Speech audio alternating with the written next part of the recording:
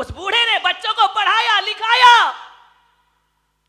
उसकी पत्नी की मौत हो गई, अकेला बुढ़ापा, 2 बेटे, एक डॉक्टर एक इंजीनियर, पढ़ा लिखा के बड़ा किया।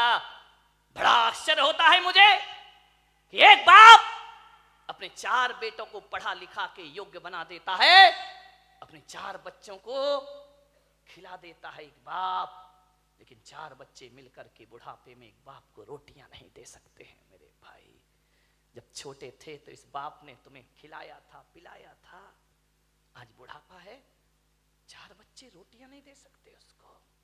अरे तुमसे अच्छा तो वो बंदर होता है जो नाच नाच कर मदारी का पेट भर दिया करता है। ध्यान रखिए, क्या जिंदगी है हमारी, क्या जीवन है हमारा। अपने ही घर में परायेपन का बोध, ऐसे रहते हैं जैसे पड़ोसी के घर में रह रहे हो। कल तक जहां हुकूमत चलती थी, आज 2 रोटी का भी इंतजार करना पड़ता है। मान्यवर, माँ बाप अपने बच्चों की जुबान नहीं दे सकते किसी को। क्या हालात बना दिए हैं कि बुढ़ापे में माँ बाप बच्चों के सामने चुपचाप हाथ बांधे खड़े रहते हैं। ध्यान रखिए, उनके पास कुछ नहीं है। उस बूढ़े बाप को बहुएं पसंद नहीं करती थी, फूटी आंख नहीं सुहाता बूढ़ा उनको, बड़ी परेशान हो गई बहुएं। बूढ़े बाप ने देखा, यार इन बच्चों को मैंने पाला पोसा बड़ा किया, आप विचार तो करो एक बार, माँ बाप की तपस्याएं। मैं संत हूं, मैं दिगंबर संत हूं, लेकिन आज मैं आपके सामने कह रहा हूं कि 23 साल हो गए मुझे सन्यास में रहते रहते, लेकिन मैं विश्वास के साथ कहता हूं कि 23 साल में जितनी तपस्या मैंने नहीं की होगी, उससे ज्यादा तपस्या मेरी मां ने मुझे पालने में की होगी। क्या पाते हो तुम अपनी जिंदगी में? माँ बाप के एहसान। बड़ा आश्चर्य होता है कि जिस माँ ने 9 महीने तुम्हें कोख में रखा, बुढ़ापे में उसको कमरे में नहीं रख सकते हो तुम। ध्यान रखिए, जिस माँ ने आंचल का दूध पिलाया, उस माँ को मटके का पानी नहीं पिला सकते हो। जिस माँ ने, विचार करिए, आज जो तुम बोल रहे हो, अरे बेकार है वो औलाद जो अपने बाप को चुप कहती हो। ध्यान रखिए, कैसी औलाद है। माँ बाप कुछ बोलते हैं तो बच्चा कहता है आप चुप रहिए। अरे जीभ गल के गिर जाना चाहिए आपकी, माँ बाप को कहते हो चुप रहिए। जिसने बोलना सिखाया, जब तुम पैदा हुए थे तुम्हें तो बोलना भी नहीं आता था। बताइए सबसे पहले बोलना किसने सिखाया था? इस माँ बाप ने। और इसी दिन के लिए सिखाया था कि जब तू बोलना सीख जाए तो हमें कहना कि तुम चुप रहो। ध्यान रखिए मान्यवर, माँ बाप के एहसानों से मुक्त नहीं हो सकते कभी। जब तुम्हें चलते नहीं बनता था ना, किसने चलना सिखाया था? बताइए, उंगली पकड़ के किसने चलना सिखाया था? इस माँ ने सिखाया था, इस पिता ने सिखाया था। ये तुम्हारे लिए घोड़ा बना था, तुम उसकी पीठ पर सवार हुए थे। कितना खुश होता था वो बाप जब तुम पहली बार चलना सीखे थे। चलते थे, गिर जाते थे, चलते थे, जैसे ही गिरने लगते थे पापा आकर पकड़ लिया करते थे। एक बात तो बता दो, युवाओं से मेरा निवेदन है, जब तुमसे चलते नहीं बनता था तो माँ बाप ने उंगली पकड़ी थी, और आज उनसे चलते नहीं बनता तो तुम उनका हाथ नहीं पकड़ सकते हो। तुम्हें उनका हाथ पकड़ने में शर्म आती है, तुम्हें गाड़ी में बिठा के मंदिर ले जाने में शर्म आती है, तुम्हें शर्म आती है अपने माँ बाप को सहारा देने में। वाह रे इंसान, विचार करिए। याद है तुम्हें जब बचपन में स्कूल जाते थे तो माँ क्या करती थी? तुम्हारे टिफिन में 2 रोटी रखती थी। बेटा पढ़ाई भी करना, भूख लगे तो ये रोटियां खा लेना। स्कूल में रहने के बाद भी माँ तुम्हारा ख्याल रखती थी। और जब स्कूल जाते थे तो माँ पिता 1 रुपया 2 रुपया तुम्हारी जेब में डाल दिया करता था।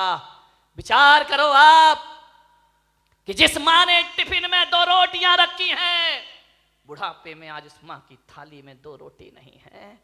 और जिस बाप ने जेब में पैसे डाले थे, आज वो बाप बिना पैसे के घर में जिंदगी जी रहा है। एक एक पैसे को तरसता है, उसे शर्म आती है अपनी औलाद से पैसा मांगने में। एक बात तो बता दो, युवाओं से मेरा निवेदन है कि बचपन में तुमने पिता की जेब से पैसे निकाले थे तो पिता तो गुस्सा नहीं हुए थे ना? पिता तो सोचते थे बच्चा है, निकाल लिया, खर्च करेगा, कोई बात नहीं है। बचपन में पिता के जेब से पैसे निकालते तब पिता को गुस्सा नहीं आया, और आज बुढ़ापे में बाप यदि तुम्हारी जेब से पैसा निकाले तो तुम्हें गुस्सा क्यों आता है?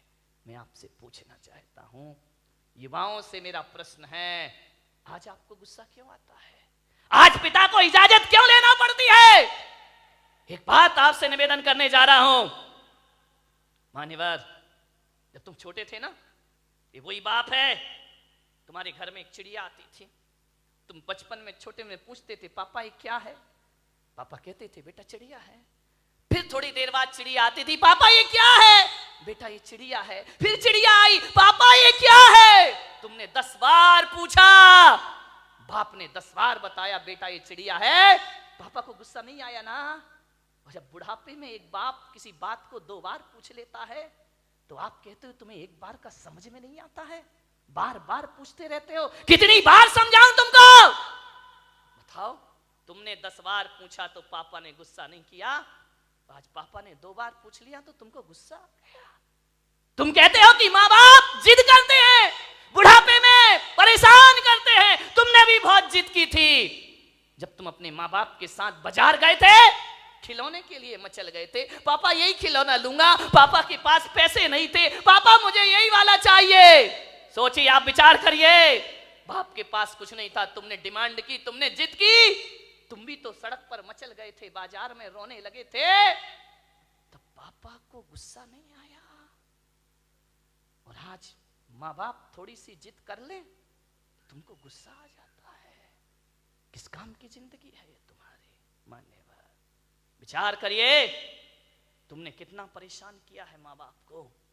उस परेशानी का यदि 1% भी चुका सको तो माँ बाप खुशी से अपनी जिंदगी जी लेंगे। मेरे भाई, मैं आपसे निवेदन करता हूं, माँ बाप का सम्मान ना कर सको कोई बात नहीं है, ज्यादा उनका मान प्रतिष्ठा ना दे सको कोई बात नहीं, लेकिन मेरा आपसे आज एक निवेदन है, इज्जत ना दे सको कोई बात नहीं, मगर ऐसा तो करो कि माँ बाप इज्जत से उस घर में रह सके। ध्यान रखें, इतना तो कर सकते हो ना कि सम्मान की जिंदगी जी सके। वो क्या करते हम माँ बाप के लिए?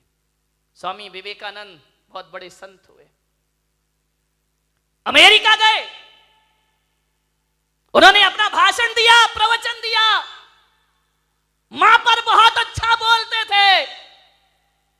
वो कहते थे मां से अच्छा कुछ नहीं होता, मां से बड़ा कोई धर्म नहीं होता, पिता से बड़ा कोई धर्म नहीं होता, कोई कर्तव्य नहीं होता हमारा। विवेकानंद से किसी जिज्ञासु ने पूछ लिया, आप मां की इतनी महिमा गाते हैं, मां में ऐसा क्या है? धरती पर आए हैं तो मां तो मिलेगी मिलेगी, इसमें कौन सा एहसान? और हर मां बाप पाल पोस के बड़ा करते हैं, कोई बड़ा काम नहीं कर दिया उन्होंने। धरती पर आओगे तो मां बाप तो मिलेंगे ही मिलेंगे। विवेकानंद ने कहा, यह प्रश्न कोई भारत का आदमी पूछ रहा है कि मां में ऐसा क्या है? स्वामी विवेकानंद ने उसे बुलाया कि इधर आओ।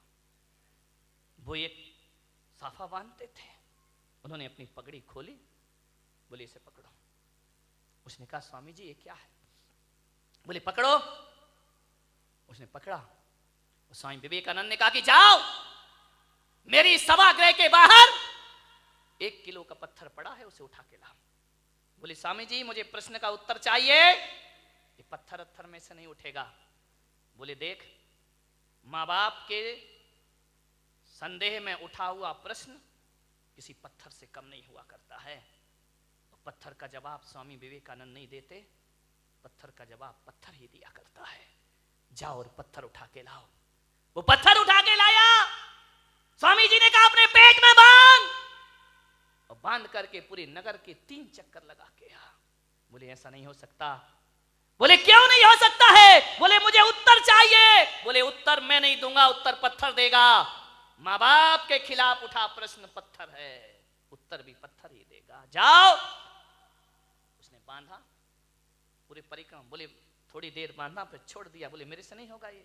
बोले क्यों? बोले स्वामी जी आप इतने बड़े विद्वान हैं, मनीषी हैं, ज्ञानी हैं, मैं पेट में पत्थर बांध के घूमूंगा तो लोग हंसेंगे, मेरा मजाक बनेंगे, मुझे अच्छा नहीं लगेगा, मुझे शर्म आती है। तो स्वामी विवेकानंद ने कहा उत्तर मिल गया। बोले ये कोई उत्तर है क्या? बोले यही उत्तर है। जब तुझे 1 किलो का पत्थर बांध के घूमने में शर्म आती है, बोल तेरी माँ 9 महीने तुझे पेट में रखकर कैसे घूमी होगी, उसे शर्म नहीं आई होगी। और आज तुझे शर्म आई और तूने पत्थर फेंक दिया। अरे मूर्ख, यदि तेरी माँ को शर्म आती हो तुझे कोख से निकाल कर फेंक देती, तो आज मेरी सभा में प्रश्न पूछने की औकात तेरी नहीं होती। इस ध्यान रखिए, ये माँ बाप का उपकार हुआ करता, ये माँ बाप की बदौलत है। एक बात याद रखना मेरे भाई, आज तुम्हारे पास जितनी भी दौलत है वो माँ बाप की बदौलत है। ध्यान